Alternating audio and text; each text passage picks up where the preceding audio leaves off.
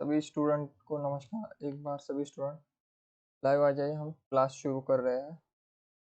Paper 1 की MCQ class है, हमारी तीसरी एमसीक्यू क्लास है। ठीक है, आज जो है हमारी पेपर 1 टीचिंग एप्टीट्यूड की तीसरी जो है क्लास होगी। एक बार सभी स्टूडेंट लाइव आ जाइए, फिर हम ये क्लास शुरू करते हैं। ठीक है,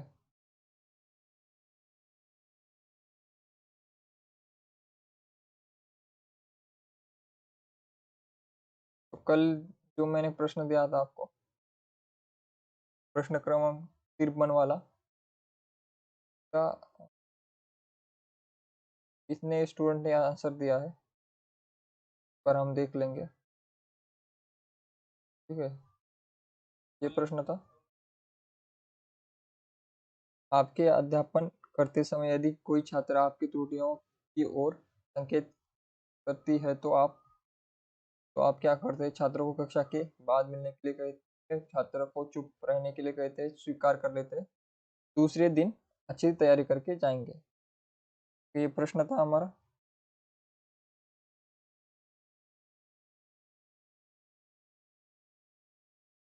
तो इसका उत्तर कल की क्लास में देने के लिए मैंने कहा था। तो जो है कांचन जी और गार्गी जी, दो स्टूडेंट ने जो कल उत्तर दिया था, दोनों का उत्तर जो है सही है। ठीक है, स्वीकार कर लेंगे। अगर शिक्षक से कोई गलती होती है तो शिक्षक को जो है स्वीकार कर लेना चाहिए उस बात को। ठीक है, अच्छा शिक्षक वो होता है जो कि अपनी गलतियों को स्वीकार करता है।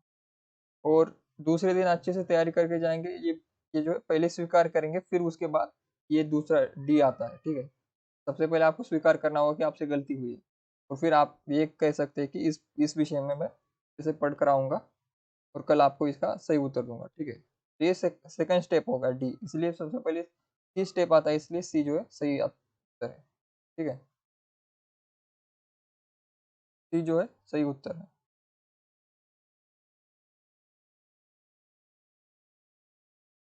कांचन जी, गुड इवनिंग। आपने कल उत्तर दिया था और आपका उत्तर जो है सही है। ठीक है, कांचन जी का उत्तर जो है कल उन्होंने दिया था कमेंट बॉक्स में, उसका सही है। और दूसरे स्टूडेंट है गार्गी जी, उन्होंने भी उत्तर दिया था। नेहा जी ने कमेंट किया था लेकिन आंसर नहीं दिया। दो स्टूडेंट ने जो कल आंसर दिया था।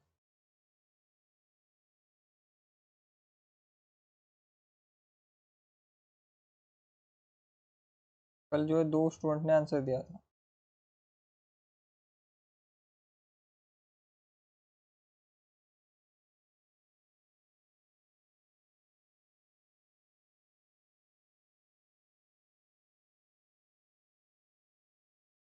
तो इसके आगे जो है आज हम बढ़ेंगे। ठीक है, इसके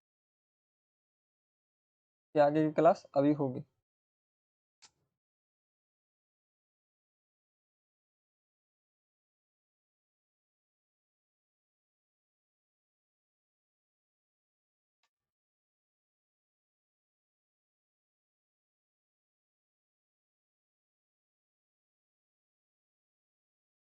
चौवन का देखिए, चौवन का उत्तर दीजिए। आपको मालूम हुआ है कि आपके प्रधानाचार्य संस्था में कुछ गलत कार्य कर रहे हैं, तो आप यानी कि शिक्षक उच्च अधिकारियों से शिकायत करेंगे, उन्हें समझाने का प्रयास करेंगे, उस तरफ से उस तरफ अनदेखी करेंगे, साथियों से परामर्श करके कोई निर्णय लेंगे। ठीक है, आप यानी कि यहाँ पर शिक्षक की बात हो रही है।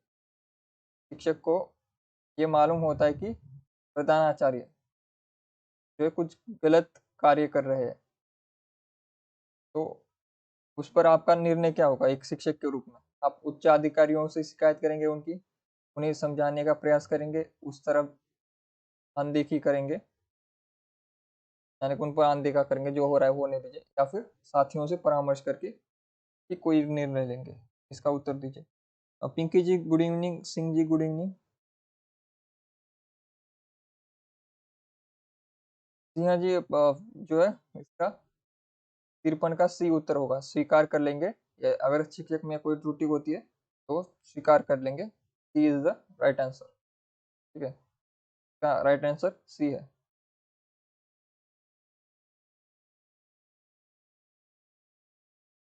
तो आगे 54 का जो है एक उत्तर सिंह जी ने दिया है, बाकी स्टूडेंट भी इसका उत्तर दीजिए जितने स्टूडेंट। ठीक है, बाकी जितने स्टूडेंट कक्षा में एक बार इसका उत्तर दीजिए।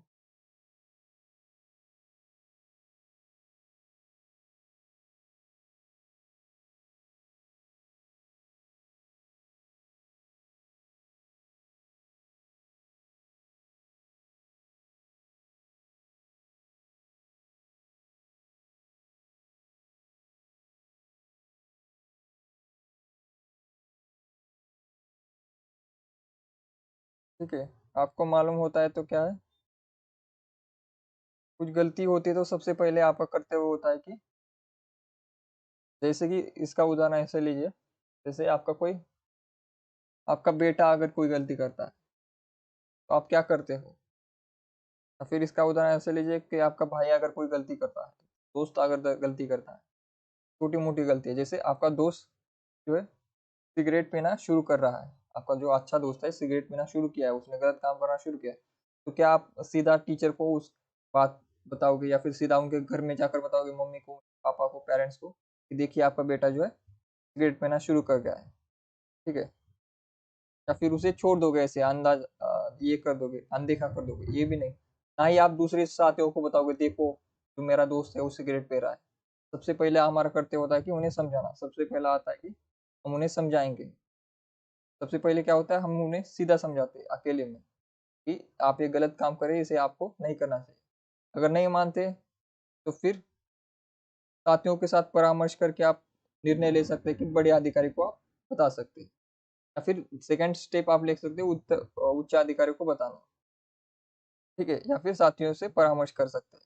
ठीक है, मैंने बताया सर को लेकिन सर मान नहीं रहा। ठीक है, सबसे पहले नैतिक जिम्मेदारी हमारी होती है कि सबसे पहले उन्हें सीधा समझाया जाए, ना कि उनकी कंप्लेंट की जाए। ठीक है, कोई गलती करता है तो सीधा उसकी कंप्लेंट ना करते हुए सबसे पहले उन्हें समझाया जाता है।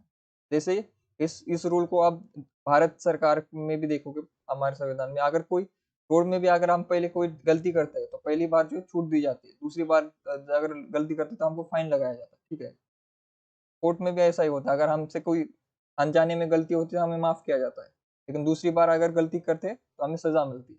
ठीक है, पहली बार छोड़ दिया जाता है, माफ किया जाता है, पहली बार समझाया जाता है, वार्निंग दी जाती है। ठीक है, जैसे आपको भी कोई गलत सलत अगर शब्द बोलता हो तो सबसे पहले बोलते हैं आप कि मुझसे जो है तमीज से बात कीजिए। अगर वो फिर से तमीज से नहीं बात करता तो फिर आप एक्शन लेते हो। ठीक है, तो इस प्रकार से यहाँ पर भी अगर कोई गलत करता है तो सबसे पहले हमें उन्हें समझाने का प्रयत्न करना चाहिए, इसलिए बी जो है का सही आंसर है। ठीक है, फिर अभी 55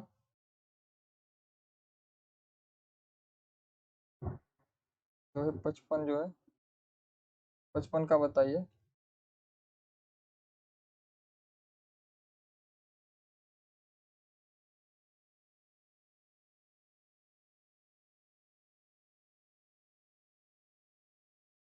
प्रौढ़ शिक्षा किन व्यक्तियों के अधिकार में होनी चाहिए, सरकार के हाथ में, शिक्षित व्यक्तियों के हाथ में, गैर सरकारी समितियों के हाथ में, उपरोक्त सभी के हाथ में। प्रौढ़ शिक्षा किन व्यक्तियों के अधिकार में होनी चाहिए।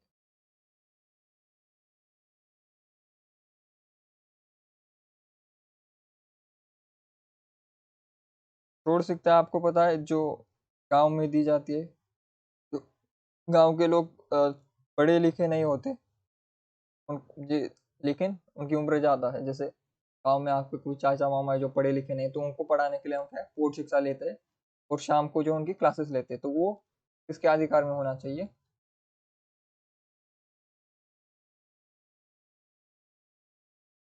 तो इसका उत्तर होगा सी, गैर सरकारी समितियों के हाथ में होना चाहिए। सरकार के हाथ में नहीं होना चाहिए इसे, और ना ही शिक्षित व्यक्तियों के हाथ में। गैर सरकारी समिति यानी कि जो एनजीओज होते हैं,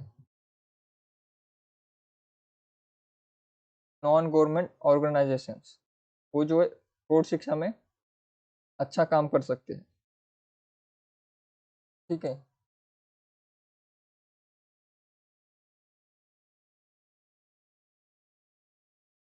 अभी 56, यदि कोई अभिभावक आपसे मिलने कभी नहीं आता है तो आप क्या करेंगे? अभिभावक, कोई पेरेंट्स जो है आपसे मिलने नहीं आता है, आपसे यानी कि टीचर से नहीं मिलने आता, तो क्या करेंगे? बालक को दंड देना प्रारंभ करेंगे, बालक पर ध्यान नहीं देंगे, उनसे स्वयं मिलने जाएंगे, अभिभावक को लिखेंगे। ठीक है। इसमें से कौन सा उत्तर होगा 56 का, बताइए।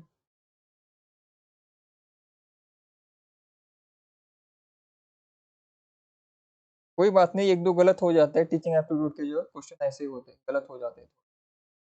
ठीक है। इसका सही होगा 56 का, बताइए 56 का आसान है। अगर यदि आपके स्टूडेंट के पेरेंट्स आपको मिलने नहीं आते तो आपको क्या करना चाहिए? बालक को दंड देना आरंभ करना चाहिए, बालक पर ध्यान देना छोड़ देना चाहिए, उनसे स्वयं मिलने जाना चाहिए और अभिभावक को लिखना चाहिए।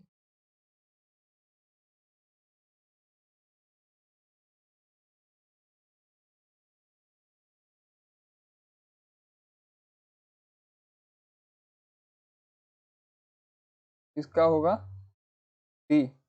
ठीक है। स्वयं मिलने जाना एक जो है मार्ग ठीक नहीं है, टीचर को सीधा जो है घर पर जाकर मिलना ठीक नहीं होता, कि सबसे पहले उसे लिखना चाहिए। ठीक है। नॉर्मली क्या होता है, अभिभावक को लिखना होता है, पेरेंट्स को एक पत्र। एक है परंपरा से जो चलता आ रहा है, तो परंपरा में ऐसा ही प्रश्न है कि आपको लिखना चाहिए। वर्तमान समय में क्या है, आपको व्हाट्सएप पर मैसेज करना चाहिए या फिर कॉल करना चाहिए आधुनिक युग में। ठीक है। टीचर्स से ऐसे टीचर की स्टूडेंट के घर आप डायरेक्ट नहीं जा सकते ना, कोई टीचर आपके घर ऐसे डायरेक्ट आता है? नहीं आता ना। तो पहले आप लिखते हैं कि आपको जो है मिलना आना चाहिए, वरना जाना पहचान आप धमक गए आप घर में पेरेंट्स के, एक स्टूडेंट के, और पूछा आप कौन हो, फिर आप बता रहे हो कि मैं आपके बेटे का स्टूडेंट हो या टीचर हूँ, और आप स्कूल में क्यों नहीं आते मुझसे मिलने? ठीक है। तो ऐसा नहीं है, एक टीचर होने के नाते आप एक पढ़े लिखे व्यक्ति है, तो आपको जो है पहले पत्राचार करना चाहिए, पहले बात करनी चाहिए।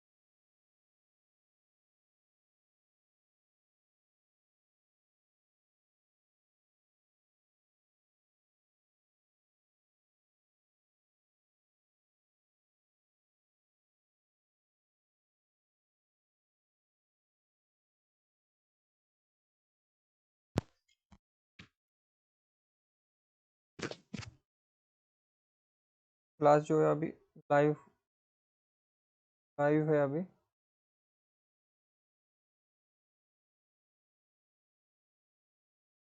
सारे स्टूडेंट एक बार कमेंट कीजिए, जितने अभी स्टूडेंट आए हैं क्लास में, एक बार कमेंट कीजिए, हम क्लास शुरू कर रहे हैं फिर से।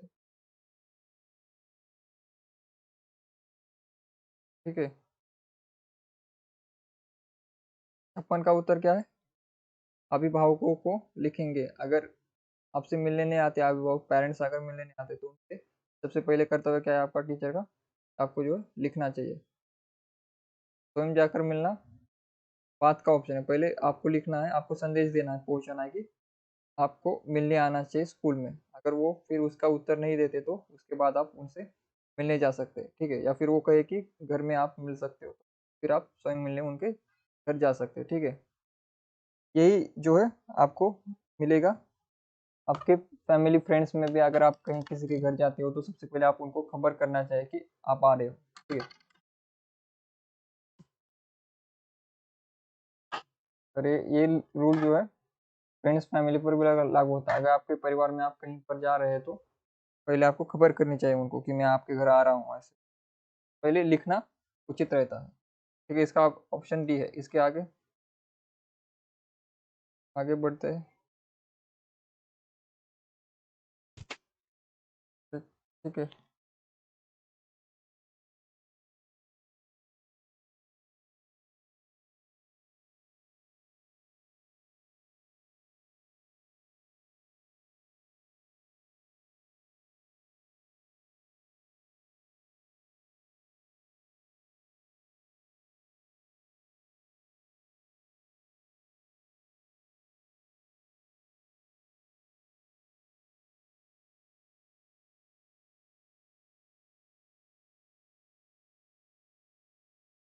शिक्षक शिक्षकों के बीच संघर्ष का सबसे दूषित परिणाम होता है। क्या दूषित परिणाम होता है, इसका उत्तर दीजिए सभी। सभी स्टूडेंट जुड़ गए हैं क्लास में, तो इसका उत्तर दीजिए। शिक्षकों के बीच संघर्ष का सबसे दूषित परिणाम होता है।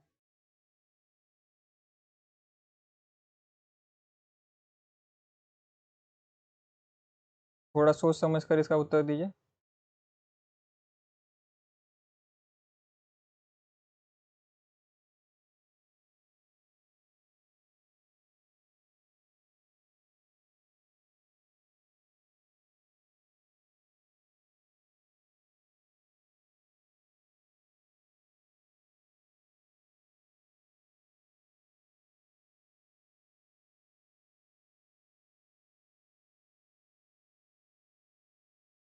अगर शिक्षकों के बीच संघर्ष का सबसे बड़ा दूषित परिणाम क्या होता है? शिक्षण समय में कमी, छात्रों का व्यवहार बिगड़ जाना, पाठ्य सहगामी क्रियाएं प्रभावित होगा, प्रधानाध्यापक तथा अध्यापकों के संबंध खराब हो जाएंगे। अगर शिक्षक आपने भी जो संघर्ष करता है, यानी कि एक टीचर दूसरे से जो लड़ाई झगड़ा करता है, तो उसका परिणाम किस पर सबसे ज्यादा होगा? हम टीचिंग एप्टीट्यूड पढ़ रहे हो, सबसे ज्यादा परिणाम किस पर पड़ता है? आपको देखना है कि हमें क्या पढ़ रहे हैं और किस संबंध में पढ़ रहे हैं। तो सबसे सही वो उत्तर होगा बी, छात्रों के व्यवहार बिगड़ जाएंगे। ठीक है, अगर टीचर ही आदर्श रूप में नहीं रहते, जैसे टीचर रहेंगे उस प्रकार से जो विद्यार्थी भी उनको फॉलो करेंगे। अगर टीचर झगड़ा करता है तो विद्यार्थी भी झगड़ा करेगा। ठीक है, फिर छात्रों में अनुशासन बनाए रखने के लिए एक शिक्षक की कौन सी भूमिका सराहनीय है? शिक्षक को अपनी योग्यता शिक्षक की अपनी योग्यता, शिक्षक का विचार, शिक्षक का व्यक्तित्व, शिक्षक की कक्षा प्रबंधन की क्षमता। तो छात्रों में अनुशासन बनाने के लिए शिक्षक में क्या होना चाहिए? ठीक है, अनुशासन की बात की जा रही है, योग्यता की नहीं।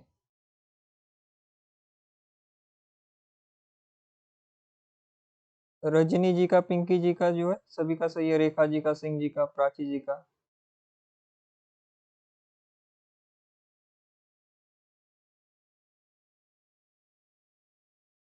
सिंह जी, इसका जो है छात्र का व्यवहार बिगड़ जाना ज्यादा इंपॉर्टेंट है, क्योंकि यहाँ पर क्या हो रहा है, संघर्ष हो रहा है कि लड़ाई झगड़े से पाठ्यक्रम पर ज्यादा प्रभाव नहीं पड़ेगा। अगर उस स्कूल के बाहर, कक्षा के बाहर भी लड़ाई करते, कक्षा के अंदर तो टीचर लड़ाई नहीं करेंगे, उसका प्रभाव किस पर, छात्रों पर ज्यादा पड़ता है। पाठ्यक्रम तो दुय्यम है, छात्र इंपॉर्टेंट है हमारे लिए। ठीक है, पाठ्यक्रम पर प्रभाव नहीं पड़ता संघर्ष का, विद्यार्थियों पर पड़ता है।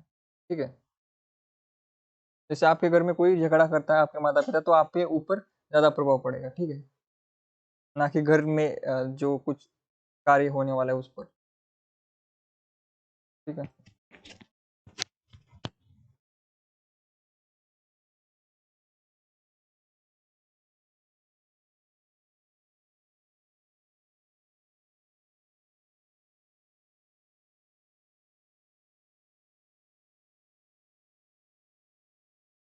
उत्तर दीजिए, इसका क्या है? 58 है ये।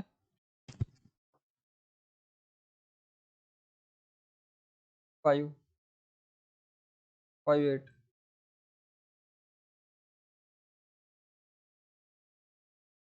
तो इसका क्या है? अनुशासन बनाने के लिए शिक्षक की कक्षा प्रबंध क्षमता यानी कि कक्षा को प्रबंधित करना, यानी कि ठीक से चलाना। प्रबंध का अंग्रेजी में अर्थ होता है मैनेज करना। मैनेजमेंट से जुड़ा हुआ शब्द है प्रबंधक, ठीक है। और स्कूल का प्रबंधक प्रधानाचार्य होता है और कक्षा का प्रबंधक कौन होता है? शिक्षक होता है, ठीक है। तो यहाँ पर अनुशासन में क्या लगता है? इंपॉर्टेंट प्रबंधन लगता है, योग्यता नहीं लगती। योग्यता किस काम की? योग्यता ज्ञान, जब ऊपर आता है हमें अनुशासन रखना है, अनुशासन की बात पूछ रहा है तो योग्यता विचार, विचार से अनुशासन नहीं आता, और व्यक्तित्व से भी अनुशासन नहीं आता, प्रबंधन से आता है, ठीक है। कैसे आप हैंडल कर सकते हो क्लास को, ठीक है, इसमें कोई डाउट नहीं है। किस विद्वान ने ये कहा था कि शिशु का मस्तिष्क कोरी स्लेट होता है? रूसो ने, प्लेटो ने, एडलर ने, बटलर ने।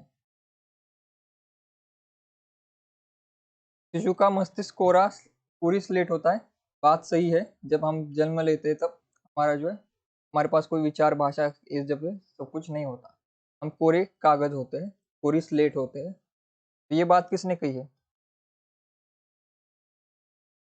कौन कह सकता है?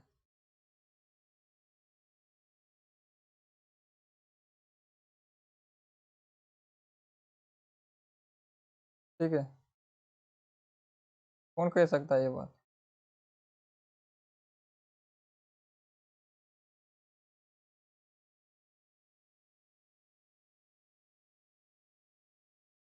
अ, रजनी जी का सही है, प्लेटो ने ये बात की है। कोरे स्लेट की बात प्लेटो ने की है। प्लेटो काफी इंपॉर्टेंट है हमारे लिए, तो इसको याद रखना है, ठीक है।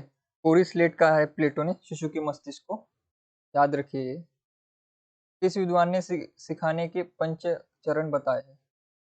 सीखने के पंच चरण बताए। सीखने के पंच चरण किसने बताए हैं?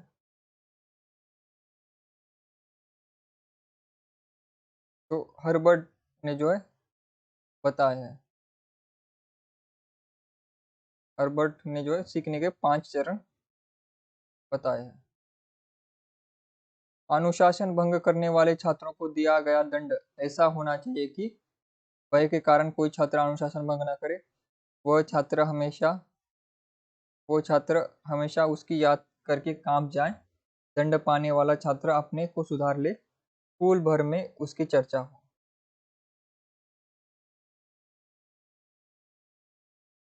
61 का बताइए। 61।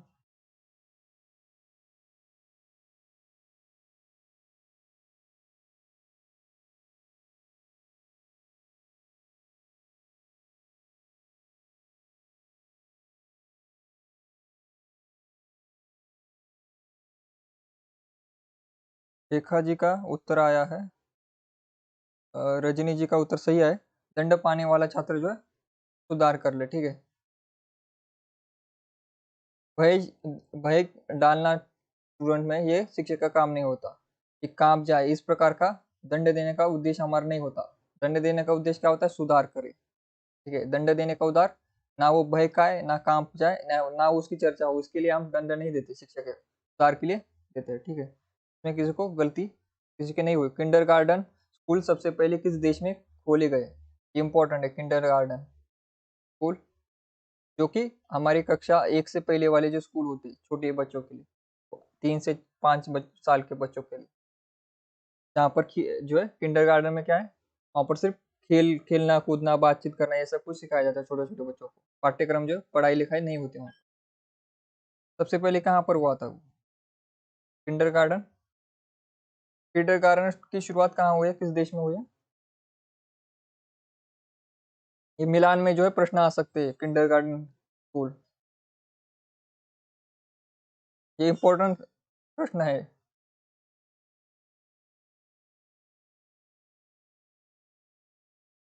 इसका उत्तर जर्मनी है। जर्मनी में किंडर गार्डन स्कूल की शुरुआत होती। भाषा सीखने का प्रभावी उपाय है पाठ्य पुस्तक पढ़ना, सहायक पुस्तकें पढ़ना, अखबार पढ़ना, वार्तालाप करना। ये आसान आसान है ये, इसका इसका उत्तर किसी का गलत नहीं होना चाहिए। ठीक है, किंडरगार्टन का हो गया आपका। उसके लिए पढ़ाई की जरूरत, लेकिन इसके लिए जो है, ये तो जीके का प्रश्न है, नॉर्मल प्रश्न है आपके, आईक्यू का प्रश्न है आपका, सामान्य आईक्यू का प्रश्न है ये। इसका उत्तर, इसके लिए पढ़ाई की जरूरत नहीं है, ठीक है। इसका उत्तर आपको पहले से आना चाहिए।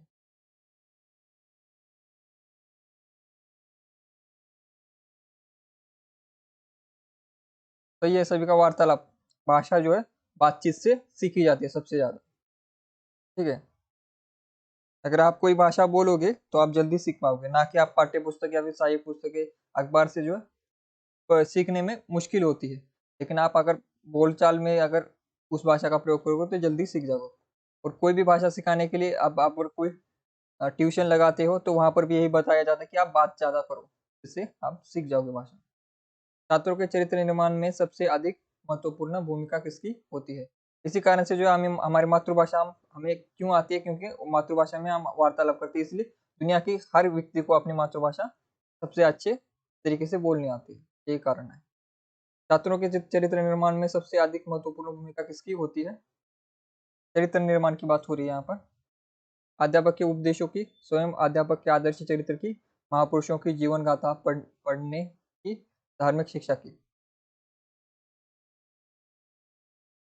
थोड़ा सा ध्यान दीजिए, उत्तर आपको मिल जाएगा। थोड़ा सा ध्यान दीजिए, हम क्या पढ़ रहे हैं, कौन सा यूनिट है, इसमें कौन प्रमुख है। इसको अगर थोड़ा दिमाग में रखोगे और थोड़ा सा ध्यान लगाओगे तीनों ऑप्शन पर तो उत्तर आ जाएगा। ठीक है, ये 64 है, 64 वाला प्रश्न है ये।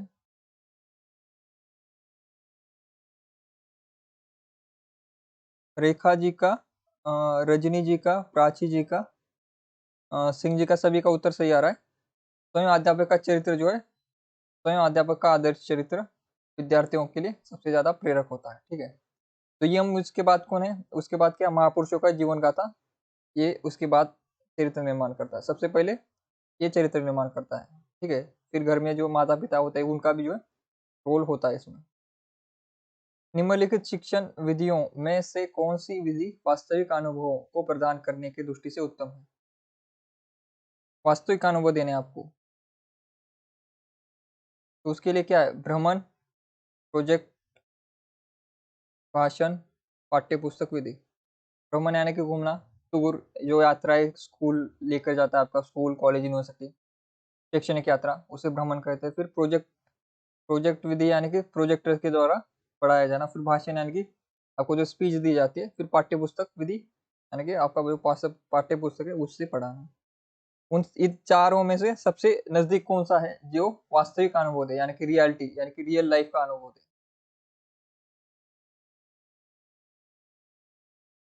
ठीक है,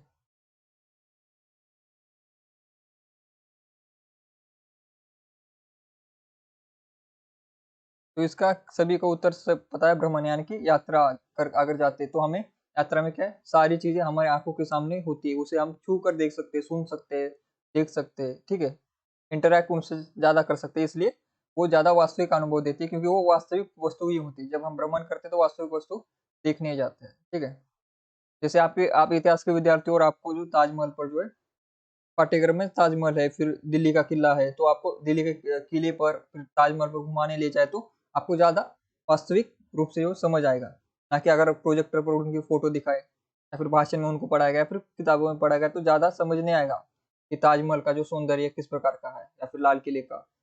अगर वहां पर आपको लेकर जाया जाए, वहां पर दिखाया जाए तो ज्यादा जल्दी समझ पाओगे।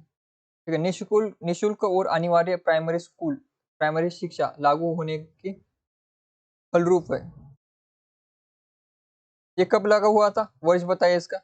निशुल्क और अनिवार्य प्राइमरी स्कूल, प्राइमरी शिक्षा, जिसमें मिड डे मील भी दिया गया, यानी कि खाने के लिए विद्यार्थियों को, और किताबें भी मुफ्त दी गई और कोई भी फीस नहीं लेंगे, ये भी बताया गया। तो ये भारत सरकार ने काफी अच्छा जो है निर्णय लिया था, बहुत ही सक्सेसफुल रहा ये। तो इसका फलस्वरूप क्या हुआ, बालकों में साक्षरता बढ़ी, ग्रामीण क्षेत्रों में साक्षरता बढ़ी, देश में साक्षरता बढ़ी, ये सभी। निशुल्क और अनिवार्य प्राइमरी शिक्षा कब शुरू हुई थी? काफी इम्पोर्टेंट निर्णय था ये हमारा देश देश के लिए।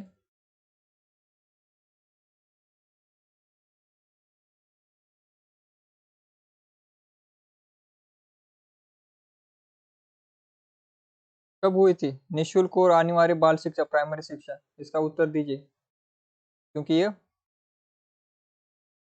इसका ऑप्शन तो इसका ऑप्शन तो डी है। हाँ ये तो डी है, ये चले, ये नहीं, वर्ष बताइए कब कब दिया गया था। ठीक है, गलत आ रहा है, गलत गलत आ रहा है।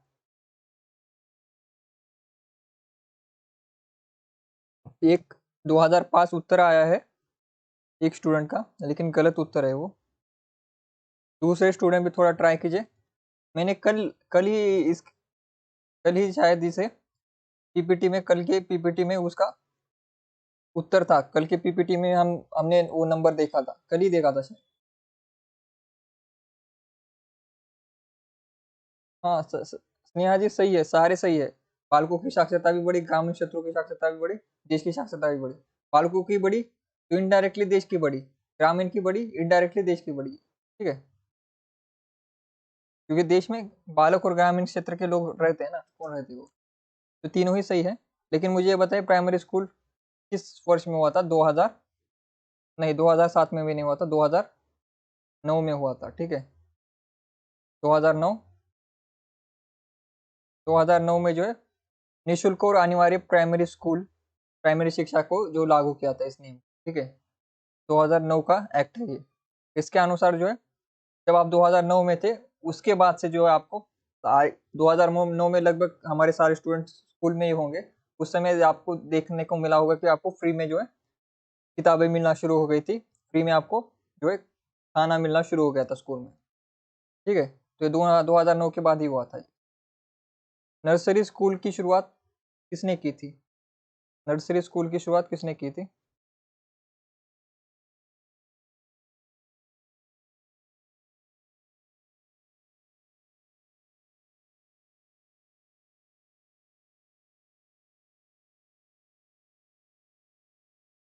नर्सरी स्कूल की शुरुआत रोबेल ने की थी। ठीक है, ये आपको लिख कर रखना है, याद रखना है। और ये भी आपको लिख कर रखना है, निःशुल्क और अनिवार्य प्राइमरी शिक्षा 2009 में शुरू हुई थी, लिख कर रखना है, याद रखना है। ठीक है, शिक्षा के क्षेत्र में सर्वाधिक महत्वपूर्ण तत्व अभिरुचि है, यह विचार किसका था? सबसे इम्पोर्टेंट अभिरुचि, ये विचार किसका था? इन सारी बातों को जो है आपको एक बार ध्यान में रखना है सिर्फ। ठीक है, ये रट्टा मारने वाली चीजें हैं। तो ये टीपी नन जो है, इन्होंने अभिरुचि महत्वपूर्ण है कहा था। आजकल के आवासीय स्कूलों, आवासीय स्कूल यानी कि यहाँ पर हॉस्टल्स होते हैं, आवासीय स्कूल यानी कि जिन स्कूलों में हॉस्टल होते हैं, की तरह भारतीय पद्धति के स्कूल थे। आजकल जो हॉस्टल टाइप स्कूल होते हैं, उनकी तरह हमारे भारतीय परंपरा में कौन कौन से स्कूल हुआ करते हैं? मदरसे में क्या हमें आवास मिलता था, आश्रम में मिलता था, गुरुकुल में मिलता था, मकतब में मिलता था। तो ये मॉडल जो है पहले भी हमारे भारत में था, आवासीय स्कूलों का। तो वो कहाँ पर था? मदरसा आपको पता है, मदरसा क्या होता है?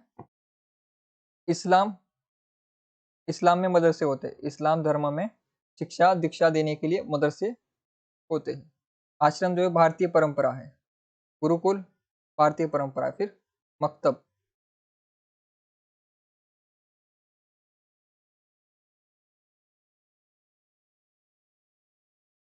तो सबका सही है, गुरुकुल, गुरुकुल जो पद्धति होती थी। तो गुरुकुल में क्या होता था? आपने जैसे ही पढ़ा होगा कि सारे राजाओं के जो बेटे हैं, जैसे आपने महाभारत भी पढ़ी होगी, तो वहां पर जो पांडव है गुरुकुल जाते हैं। जो 5-6 वर्ष के हो जाते थे उनको गुरुकुल भेजा जाता है, और वहीं पर वो रहते हैं, वहां पर गुरु की सेवा करते हैं, वो गुरु के काम करते हैं, यानी कि उनके गुरु के घर के काम भी करने पड़ते हैं उस समय। ठीक है, पानी भरना, घर की सफाई करना, वहाँ की कुटिया की, फिर उनके लिए भोजन बनाना, और फिर उनकी कृपा से जो है, जो जब वो पढ़ाएंगे तो शिक्षा भी ग्रहण करना। ठीक है, गुरुकुल पद्धति इस प्रकार की होती है। वहां पर सिर्फ आपको पढ़ाई नहीं करनी, गुरु की सेवा भी करनी होती है। तो ये हमारी भारतीय परंपरा है। तो ये भारतीय परंपरा थी, वहां पर हॉस्टल हुआ करते हैं, यानी गुरु के साथ ही रहना है, उनकी ही कुटिया में रहना है, और उनकी सेवा भी करनी है, और उनसे जो है ज्ञान की दीक्षा लेनी है। ठीक है, फिर भारत में स्त्री शिक्षा के एक महान समर्थक थे। अभी हमारे स्टूडेंट लगभग 95% जो है फीमेल्स है। हमारी क्लास में 95% फीमेल्स है, तो इसका उत्तर आपको आना चाहिए। ठीक है। स्त्री शिक्षा के महान समर्थक कौन थे? गांधी जी, टैगोर जी, कार्वे और अरविंदो। अरविंदो यही अरविंदो जिन पर जो पंत जी पर जिनका प्रभाव था अरविंदो का, वही अरविंदो है ये। ठीक है, महान दार्शनिक अरविंदो। तो पंत जी, सुमित्रानंद पंत की बात कर रहा हूँ मैं, हिंदी के, उन पर जिनका प्रभाव था वो अरविंदो है ये। और गांधी जी, महात्मा गांधी, मोहनदास करमचंद गांधी और रविन्द्रनाथ टैगोर और कर्वे। तो स्त्री शिक्षा के समर्थक कौन थे?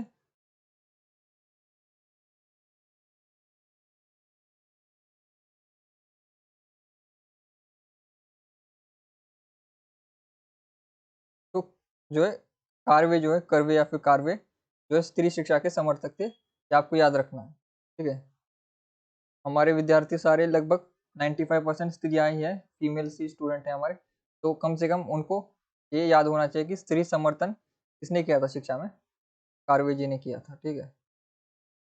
फिर कक्ष शिक्षा में प्रयोजनवाद की विचारधारा का प्रवर्तक कौन था? प्रयोजनवाद विचारधारा यानी कि ऐसी शिक्षा दी जाए जो कि हमारे नौकरी के लिए उपयोगी हो। ठीक है, उसे कहते हैं प्रयोजनवादी विचारधारा की शिक्षा। जैसे बिजनेस मैनेजमेंट में जो शिक्षा दी जाती है, बिजनेस स्कूल्स जो होते हैं, जैसे हार्वर्ड बिजनेस स्कूल है, वहाँ पर पढ़ाया क्या जाता है? ऐसा पढ़ाया जाता है जिससे पढ़ाते ही जब आप डिग्री लेकर बाहर निकलोगे तो आपको सीधा जॉब मिल जाए। तो ऐसा जहाँ पर पढ़ाया जाता है तो उसे कहते हैं प्रयोजनवादी विचारधारा की शिक्षा। तो ये विचारधारा की शिक्षा किसने शुरू की थी सबसे पहले? प्रयोजन मूलक हिंदी भी जो है पढ़ाई जाती है। ठीक है, आपको ये भी पता होना चाहिए प्रयोजन मूलक हिंदी भी एक डिग्री होती है, जिसमें क्या है, आपको कंप्यूटर और ऐसे इस तरह की नॉलेज दी जाती है जिससे आप जो डिग्री लेते ही कोई ना कोई छोटी मोटी जॉब करना शुरू कर दो। यहाँ पर प्रयोजन जुड़ जाता है, यानी कि नौकरी से रिलेटेड पढ़ाई करवाना, यानी कि प्रयोजनवादी शिक्षा होती है। तो इसकी शुरुआत किसने की थी?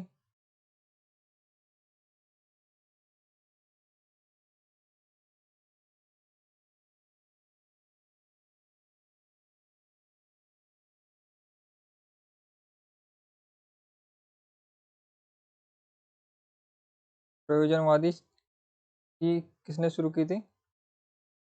विलियम जेम्स ने जो है इसकी शुरुआत की थी। ठीक है, प्रयोजनवादी विचारधारा की शुरुआत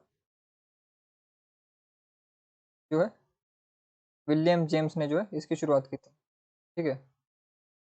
शिक्षण की डाल्टन विधि आरंभ करने का श्रेय किसे है? शिक्षण की डाल्टन डाल्टन विधि की आरंभ करने का श्रेय किसका है? डॉक्टर डाल्टन का है, पार्क हर्स्ट का है, किलपैट्रिक का है, पेस्टालॉजी का है? यहाँ पर नाम देखकर मत लगा देना।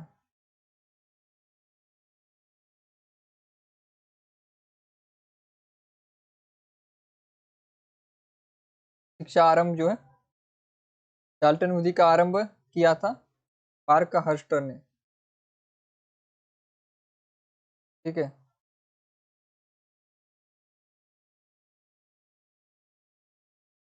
शिक्षा मनोविज्ञान का जनक किसे कहा जाता है? शिक्षा मनोविज्ञान, मनोविज्ञान, साइकोलॉजी। ठीक है। एजुकेशनल एजुकेशनल साइकोलॉजी का जनक किसे माना जाता है? हर्बर्ट को माना जाता है, स्पेंसर को माना जाता है, पेस्टालॉजी को, या फिर डीवी? शिक्षण मनोविज्ञान। इंपॉर्टेंट कथन, इंपॉर्टेंट जो है प्रश्न है, और जो इसका उत्तर है वो भी जो है इम्पोर्टेंट व्यक्ति है शिक्षा में। ठीक है, मैंने आपको हिंट दे दी है।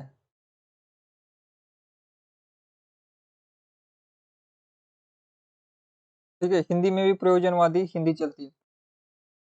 हमारे यहाँ पर एमए में कोर्स था, दो थे, हिंदी साहित्य और हिंदी प्रयोजन मूलक हिंदी। ठीक है, दो कोर्स चलते हैं यहाँ पर पुणे यूनिवर्सिटी में।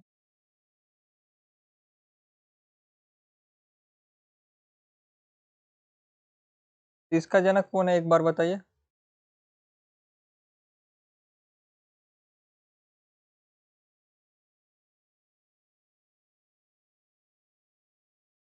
इसके जनक है हर्बर्ट।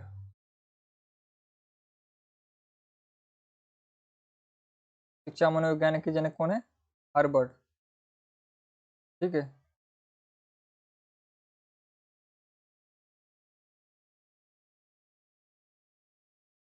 नीचे का डीवी था, डीवी उत्तर है ही नहीं, हर्बर्ट जो है उत्तर है इसका। शिक्षा मनोविज्ञान के जनक कौन है? हर्बर्ट। इसको याद रखिए, इसको जो है रट्टा मार लीजिए। ठीक है, कुछ बातों को रट्टा मारना होगा आपको, जैसे कि ये, क्योंकि उसमें तर्क का कोई ऑप्शन गुंजाइश नहीं, इसमें तर्क या फिर समझाने जैसी कोई बात नहीं है, क्योंकि जो जनक है वो जनक है। ठीक है, तो ये रट्टा मारने की बात है, इसको रट्टा मार लीजिए। शिक्षा मनोविज्ञान के जनक कौन है? हर्बर्ट है। मनोविज्ञान का संबंध हर्बर्ट से आता है।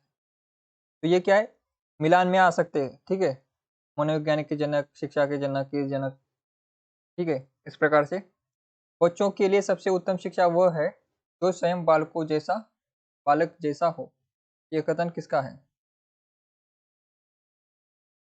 बच्चों के लिए सबसे उत्तम शिक्षक वो है जो स्वयं बालक जैसा हो। ठीक है, यानी कि बालकों को पढ़ाते समय बालकों की तरह व्यवहार करे। ठीक है, ये खास करके आपको किंडर गार्डन की टीचिंग में दिखाई देता है। किंडर गार्डन के जो टीचर्स होते हैं वो जो बच्चों की एज के अनुसार ही बातें करते हैं, उनके साथ, उनकी भाषा में जो बात करते हैं, उनके विचारों के साथ मिलते हैं, उनके उदाहरण देते हैं, तो वो अच्छे शिक्षक होते हैं। ये कथन किसका है?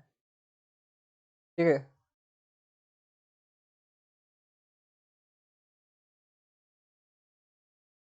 मेनके का जो है ये कथन है। ठीक है, बच्चों के लिए सबसे उत्तम शिक्षक वो है जो स्वयं बालक जैसा हो। यानी कि इसका अर्थ क्या है, जिस स्तर के विद्यार्थी उस स्तर तक जो है आपको पहुंचकर जो है पढ़ाना पड़ता है। ठीक है, अगर एमए के स्टूडेंट है तो एमए के स्तर पर पढ़ाना है, पीएचडी के स्टूडेंट है तो पीएचडी के स्टूडेंट स्तर पर पढ़ाना है, अगर कक्षा 1-2 के है तो उनके स्तर पर आपको पढ़ाना है। जैसे मैंने आपको उदाहरण भी दिए थे कि जिस क्लास में आप जा रहे हो उस क्लास के स्तर के अनुसार आपकी भाषा बदलती है, उनके उदाहरण भी उस क्लास के अनुसार होते हैं। तो वही बात यहाँ पर है वो, और ये बात की थी मेनके ने। ठीक है, कक्षा संप्रेषण की सबसे शक्तिशाली बाधा है, बाधा पूछ रहा है। ठीक है, बाहरी हस्तक्षेप, शिक्षण सामग्री का अभाव, शिक्षक के स्तर शिक्षक के स्तर पर भ्रांति, कक्षा में शोरगुल। 75 का उत्तर दीजिए। इसका मुझे एक भी स्टूडेंट का गलत नहीं चाहिए, मुझे इसका इसका एक भी स्टूडेंट का गलत नहीं होना चाहिए। ठीक है,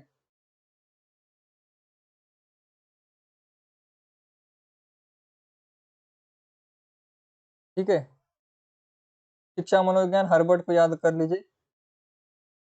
रेखा जी और रंजनी जी, स्नेहा जी, जो कमेंट कर रहे हैं सभी लोग स्टूडेंट,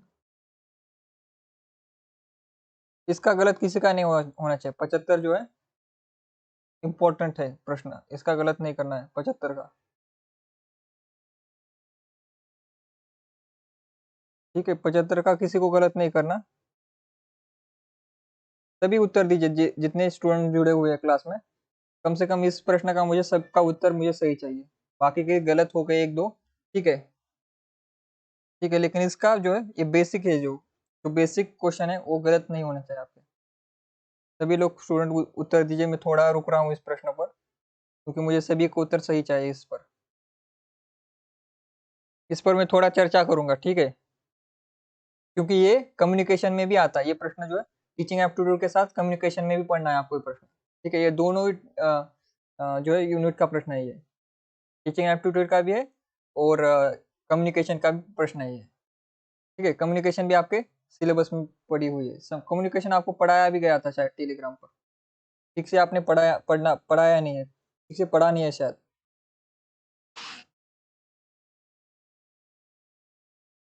कम्युनिकेशन को ठीक से नहीं पढ़ा आपने। एक विद्यार्थी का सही है, एक विद्यार्थी का सही है। अब ये वो कौन सा विद्यार्थी है मैं थोड़ी देर में बताऊंगा। एक विद्यार्थी का सही आ रहा है। ठीक है, इसका उत्तर क्या है? सी है, शिक्षक के स्तर पर भ्रांति।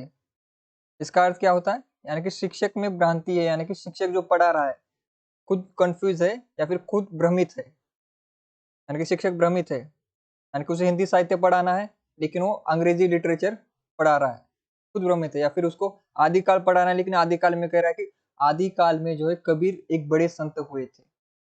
ठीक है, और आधुनिक काल में जो है विद्यापति जैसे कवि दूसरे कोई हुए नहीं।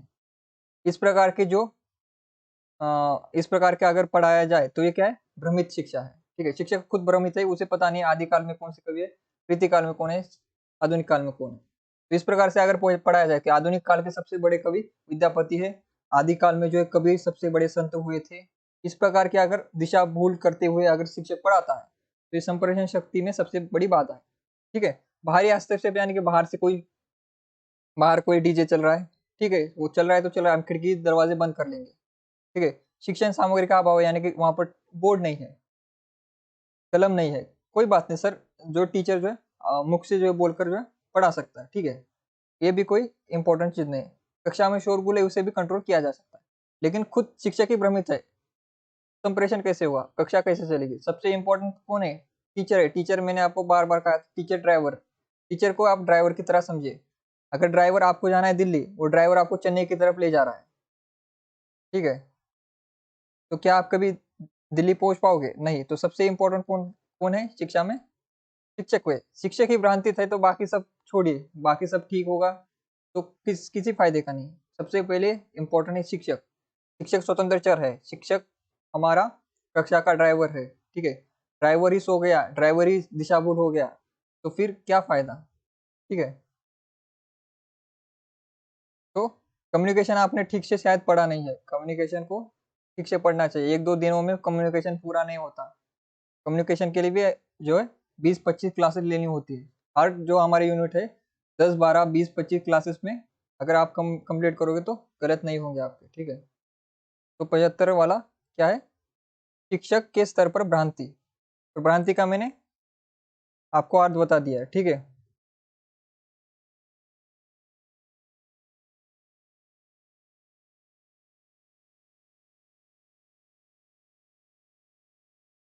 ठीक है, आज थोड़ी कक्षा जो है हमारी बीच में बंद हो गई थी, इसलिए जो है थोड़ी कक्षा जो है थोड़ी सी एक्स्ट्रा टाइम ले रहे हैं। ठीक है, एक एक लास्ट दो प्रश्न करेंगे और कक्षा जो है समाप्त करेंगे। ठीक है, सभी के जो है दूसरे भी पढ़ाई करनी होगी आपको, दूसरे भी सब्जेक्ट की। तो ये 75 में कोई प्रॉब्लम नहीं है, मैं यहाँ पर रुक रुक कर क्यों पढ़ा रहा हूँ, क्योंकि आपके जो है कॉन्सेप्ट क्लियर होना चाहिए। ठीक है, प्रश्न 1000 प्रश्न करने से कोई फायदा नहीं है, कॉन्सेप्ट क्लियर नहीं हो तो। ठीक है, अभी आगे बढ़ते। प्रभावकारी शिक्षण फलन है। प्रभावकारी शिक्षण फलन क्या है, स्पष्ट एवं यथातथ्य संप्रेषण का, उचित कक्षानुशासन का, नियमित अध्ययन का, कक्षा में जो है अवलंबन अवलंबन नियमित रूप से आने का। ठीक है, इसे मैं थोड़ा सा छोटा कर देता हूँ, अभी आपको दिख रहा होगा। प्रभावकारी शिक्षण फलन क्या है, प्रभावकारी शिक्षण फलन, ये आखिरी प्रश्न लेते हैं हम।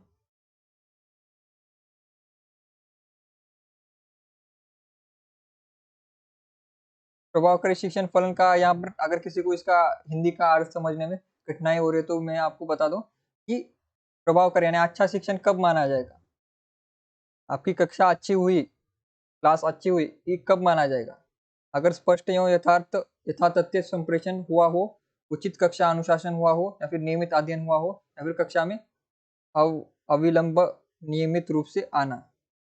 तो ये इन चारों में से किसे माना जाएगा, जिसके कारण हम कह सकते हैं कि हमारी क्लास जो अच्छी चल रही है, अच्छी कक्षा हो रही है, अच्छे से पढ़ाई हो रही है। ठीक है, प्रभावकारी शिक्षा हो, प्रभाव प्रभाव यहाँ पर शब्द है, प्रभाव हो रहा है शिक्षण में प्रभावी शिक्षण हो रहा है। ठीक है, तो यहाँ पर है स्पष्ट एवं यथातथ्य संप्रेषण का। अगर स्पष्ट एवं यथातथ्य संप्रेषण अगर टीचर करता है तो जो प्रभावकारी शिक्षण होगा। ठीक है, कक्षा में अनुशासन नियमित आना, इससे प्रभावकारी शिक्षण तो नहीं होगा। कक्षा में आप आकर बैठ गए और टीचर पढ़ा ही नहीं रहा तो शिक्षण थोड़ी होगा। शिक्षण अनुशासन से नहीं होता, शिक्षण रोज रेगुलर आने से नहीं होता। शिक्षण कब होता है, जब टीचर पढ़ाता है तब होता है। ठीक है, आप कक्षा में आकर बैठते हो तो शिक्षण नहीं होता। उसके लिए क्या है, स्पष्ट स्पष्ट एवं यथातथ्य संप्रेषण होने पर जो है प्रभावकारी शिक्षण होता है। ये आपका होमवर्क है, छोटे बच्चों के लिए शिक्षा का माध्यम होना चाहिए मातृभाषा, अंग्रेजी भाषा, क्षेत्रीय भाषा, राष्ट्रीय भाषा। न्यू एजुकेशन पॉलिसी NEP 2020, इसका संबंध इस प्रश्न से है। अगर किसी ने न्यू एजुकेशन पॉलिसी पढ़ी है, उसमें इसके ऊपर जो है चर्चा की गई, इस पर जोर भी दिया गया। इस ये जो है आपका होमवर्क है, यहाँ पर कमेंट मत कीजिए अभी लाइव क्लास में, इसका उत्तर आपको जो कमेंट बॉक्स में करना है। कल की कक्षा में सिर्फ 2 स्टूडेंट ने जो है कमेंट किया था, ठीक है। कल की कक्षा के 2 स्टूडेंट कौन है, मैं फिर से उनका नाम ले लेता हूँ। कल के स्टूडेंट जो है, कल के जो है गार्गी जी थी और कांचन जी, ये 2 ही स्टूडेंट ने जो है कल उत्तर दिया था। नेहा जी ने क्लास के बारे में बताया था, लेकिन उत्तर जो है 2 ही स्टूडेंट ने दिया है, गार्गी जी और कांचन जी। और जो बाकी स्टूडेंट है, उन्होंने जो है कक्षा में उत्तर नहीं दिया था। तो इसका उत्तर यहाँ पर नहीं देना आपको, ठीक है। रजनी जी, रेखा जी, सभी को जो है इसका उत्तर क्लास खत्म होने के बाद लिखना है, ठीक है।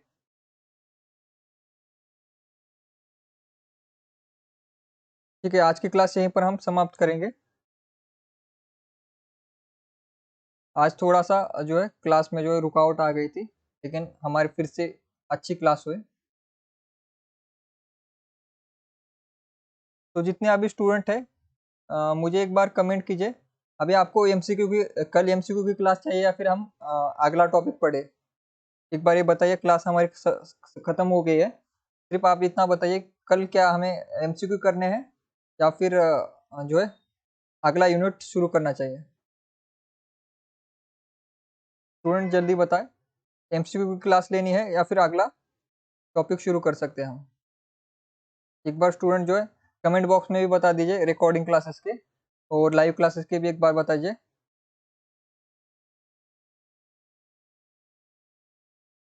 मनीष मनीष जी, रिकॉर्डिंग क्लास नहीं है, लाइव क्लास है ये। रिकॉर्डिंग स्टूडेंट के लिए बात कर रहा था, यानी कि जो बाद में स्टूडेंट देखते हैं उनके लिए वो जो है नोटिस थी, आपके लिए नहीं है, ठीक है। दूसरी यूनिट शुरू करनी है, ठीक है। बाकी स्टूडेंट भी एक बार बताइए, जितने स्टूडेंट अभी देख रहे हैं, एक बार बताइए, एमसीक्यू लेने हैं आपके या फिर हम अगला यूनिट शुरू करें। एक बार सभी स्टूडेंट यहाँ पर भी बता दीजिए और जो है कमेंट बॉक्स में भी बता दीजिए, ठीक है।